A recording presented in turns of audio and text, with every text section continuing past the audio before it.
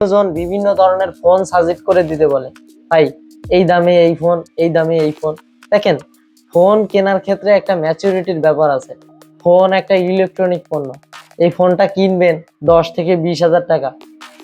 আমি বলবো যে মধ্যবিত্তরা এই দামে ফোন কেনে, আর বছরের ক্ষেত্রে বা বিভিন্ন ক্ষেত্রে এত টাকা ইনভেস্ট করা আসলে অনেকটা বেশি হয়ে যায়। তো আমি আপনাদেরকে বলবো আজকে এমন একটা সিস্টেম আপনাদেরকে বোঝাই দিব যে ক্ষেত্রে আপনারা ফোন কিনতে পারবেন খুব সহজে। কি কি দেখে আসলে ফোন কিনলে ভালো ফোন কেনা যায়। তো দেখেন, ফোন কিন্তু ক্রেতাদের চাহিদা মতোই তৈরি করার চেষ্টা করে। তো আপনাদের চাহিদা যদি উদ্ভট হয়, তখন কিন্তু কোম্পানি সেদিকেই ঝুঁকে, আসল জিনিস ওঠায় নেয়। এই ফোনটা দেখেন, এটা হচ্ছে 2020 সালে লঞ্চ হওয়া একটা অপ্পো ফোন। এই ফোনের অক্টোকোর প্রসেসর আছে, এটাতে গেমিং খেলা হয়েছে, এখনো পর্যন্ত স্মুথ চলে, এখনো পর্যন্ত ভালো চলে। এর ক্যামেরা যথেষ্ট ভালো, লো লাইটে ডে লাইটে যথেষ্ট ভালো। আমি যদি বলি এখনো চ্যালেঞ্জ করে যে এখন নতুন এটা 14,000 টাকার ফোন না, এখন 21,000 টাকার ফোনের ক্যামেরা এর থেকে ভালো হবে না, হবে না, হবে না, এর থেকে খারাপ হবে জেনারেশনই। তাহলে এখন নতুন জেনারেশনে এসে কেন ভালো জিনিস প্রোভাইড করছে না কোম্পানি? এর দায়বদ্ধতা কিন্তু আপনাদের, অর্থাৎ আপনার আমার, আমরা যারা গ্রাহক আছি আমাদের। কেন? কারণ আমাদের চাহিদা উলট পালাট। এই ফোনটার ক্যামেরা মাত্র 13 মেগাপিক্সেলের, বিশ্বাস করেন আপনারা? মাত্র 13 মেগাপিক্সেলের ক্যামেরা। কিন্তু এই দামে এখন যদি ফোন কিনি 108 মেগাপিক্সেলের ক্যামেরা দিবে। আমরা যদি স্যামসং হেলিও ফোন দেখি, স্যামসং হেলিও মডেলের ফোনগুলো দেখি, সেখানে 108 মেগাপিক্সেলের বা ফ্ল্যাগশিপ সিরিজের সেই ডিজাইনটাই কপি মেরে দেয়।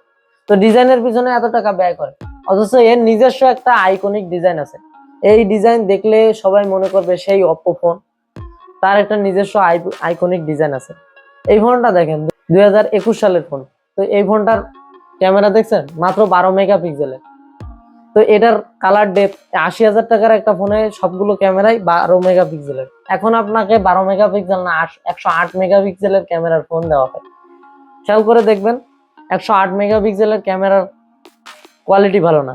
দ্বিতীয় হচ্ছে যে 3টা ক্যামেরাই অরিজিনাল না। এর পিছনে যে 3টা ক্যামেরা দেখতে পাচ্ছেন, 3টা ক্যামেরায় ছবি তোলা যায় এবং 3টা ক্যামেরায় খুব ভালো ছবি ওঠে। 3টা ক্যামেরাই অরিজিনাল। আপনারা বিশ্বাস করতেছেন কিনা জানি না, কিন্তু এর 3টা ক্যামেরা আসলে অরিজিনাল। আপনার ফোনের ক্যামেরা 3টা অরিজিনাল না থাকবে না তো? এর যে দেখতে পাচ্ছেন, এটা 2021 সালের একটা কম দামি মাত্র 14,000 টাকার ফোন, অথচ এর যে ম্যাক্রো শুটার আছে, ডেপথ সেন্সার আছে এবং মেন সেন্সার আছে। এই 3টা সেন্সার কাজের সেন্সার, অকাজের কোনো সেন্সার না। অথচ আজকে ডেপথ সেন্সারটা দেয় না। আজকাল রিয়েলমি সি সিরিজের C55 যে ফোনটা আসছে, সেটাতে 3টা ক্যামেরার একটা ক্যামেরা অরিজিনাল, বাকিগুলো একদম ভাওতাবাজি। তো আপনাদের চাহিদার কারণে কিন্তু এরকম। আপনারা দেখেন ব্যাটারি, তো আপনাদেরকে সিলিকন কার্বনের ব্যাটারি দিছে, যেটা খুবই ঝুঁকিপূর্ণ একটা ব্যাটারি। এই ব্যাটারি যখন তখন বাস্ট হয়ে যেতে পারে। তো আপনারা এই ব্যাটারিওয়ালা ফোন বিশাল বড়, তারপরে দেখছেন IP69 রেটিং। এই ফোনটা ওয়াটারপ্রুফ ছিল, পানিতে ডুবে নষ্ট হয়ে গেছিল, ক্যামেরার বাম্পে পানি জমে গেছিল। কই কোম্পানি আমাকে ফ্রিতে সারাই করে দিছিল? এই ওয়াটার রেজিস্ট্রেশন দেখে আপনারা কেন করেন? হ্যাঁ, অবশ্যই ওয়াটার রেজিস্ট্রেশন দিছে, কিন্তু নষ্ট হয়ে গেলে কি কোম্পানি ঠিক করে দেবে এমন কোনো প্রমিস দিছে? দেয় নাই।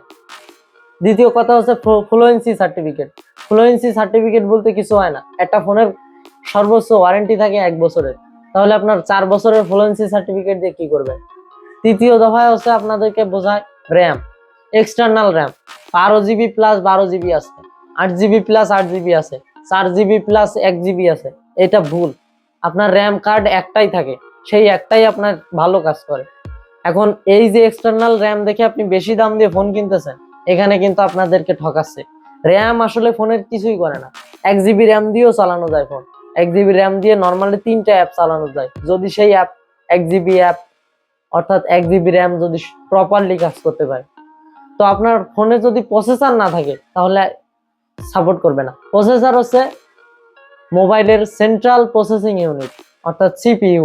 এই CPU তে থাকে আপনার ফোনে কত মেগাপিক্সেলের ক্যামেরা সাপোর্ট করবে, এই CPU তে থাকে আপনার ফোনে কয়টা ক্যামেরা সাপোর্ট করবে, এই CPU তে থাকে আপনার ফোনের ভিডিও কেমন ভাবে প্রসেসিং করবে, এই সিপিইউ ম্যানেজ করে আপনার ফোনে কতটুকু ব্যাটারি ক্যাপাসিটি থাকবে, এই সিপিইউ ম্যানেজ করে আপনার ফোন কত দ্রুত চার্জ হবে। বাট এই সিপিইউ সম্পর্কে কয়জনে জানে, অর্থাৎ প্রসেসর, ফোনের প্রসেসর সম্পর্কে কে জানে বা কয়জন জানে? এই প্রসেসর ইজ মেন। এখানে কি কি প্রসেসর সব থেকে ভালো? এখনকার বর্তমান অল্প দামি ফোনে বা 10 থেকে 20 হাজার টাকার ফোনে আমরা দেখি ইউনিএসএসসি T606 T616 এই সমস্ত প্রসেসর। আমি মাঝে দেখতেছিলাম itel itel S24 ultra, itel S24 আলট্রাতে যেটা আছে সেটাতে ইউনিএসওসি T616 প্রসেসর। আমার এই ফোনটার একটা ভিডিও দিছিলাম, সেই ভিডিওটা প্লে হয় না সেই ফোনটাতে। কার্ভ ডিসপ্লে, দেখতে সুন্দর, ফোনটার দাম প্রায় 34,000 টাকা এবং ফোনের মাত্র একটা ক্যামেরা অরিজিনাল। বিশ্বাস করেন 34,000 টাকা দামের ফোনের একটা ক্যামেরা অরিজিনাল। এখন আপনারা বলবেন যে এই দামে সব ফোনের তো একটা ক্যামেরাই অরিজিনাল দেখা যায়, দেখেন তাহলে আপনি সেকেন্ড হ্যান্ড ফোন নেন। সেকেন্ড হ্যান্ড মার্কেট এখন হরহামেশা চলতেছে, সেকেন্ড হ্যান্ড ফোন নেন।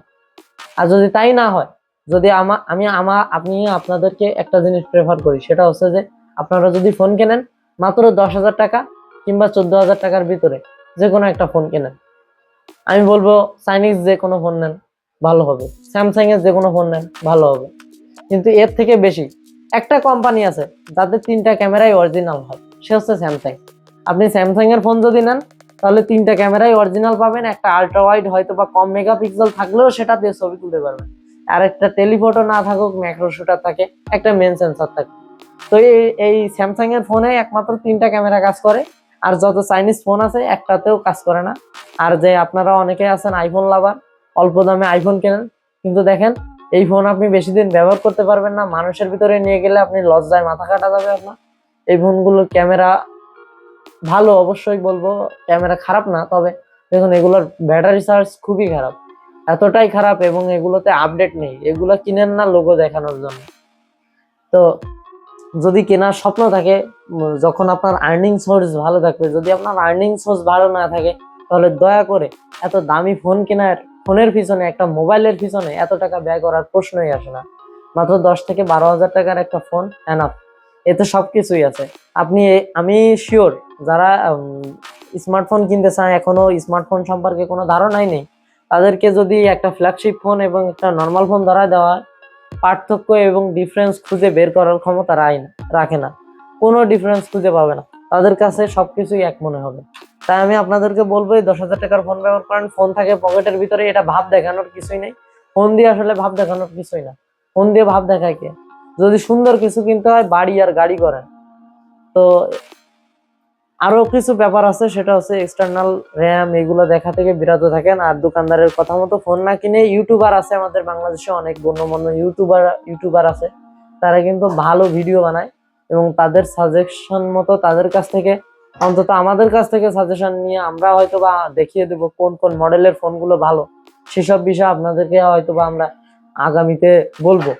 তো আমাদের চ্যানেল সাবস্ক্রাইব করে রাখেন, RCR বিডি টেক্স।